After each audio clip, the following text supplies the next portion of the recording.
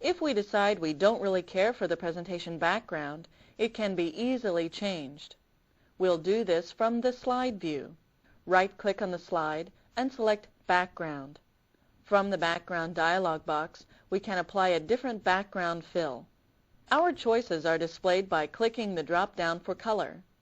For instance, we choose pale blue and see how our slide would change by looking at the preview. But there are also special fills.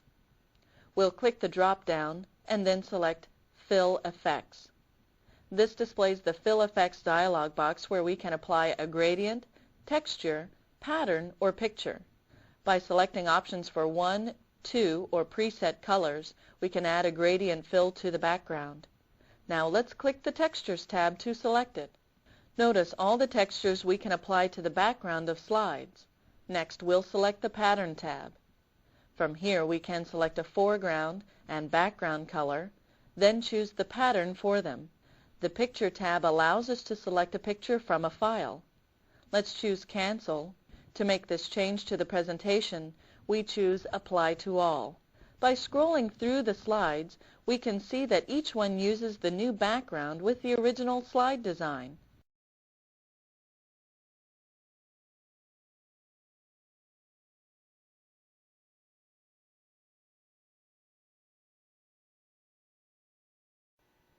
Now let's talk a little about planning a good presentation. We can use the Setup Show dialog box to advance each slide manually or time each slide to advance automatically. Let's move to the Slide Sorter view.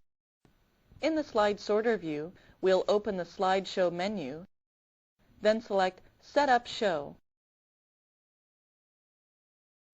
The top section of the Setup Show dialog box is used to select the type of slideshow we want.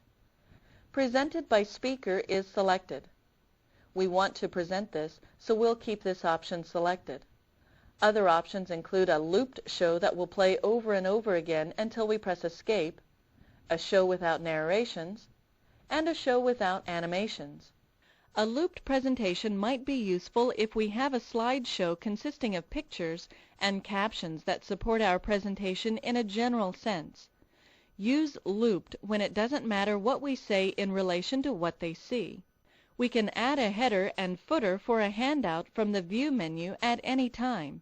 Just make sure the Notes and Handouts tab is selected.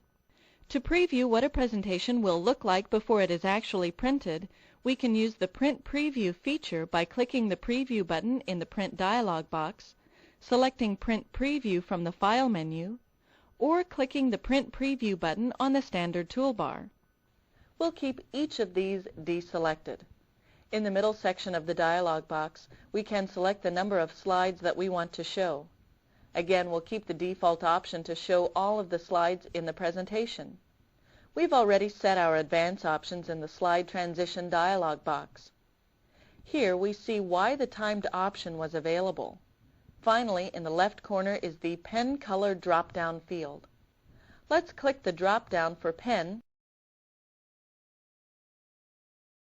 and select a color. We'll choose dark blue, then click OK.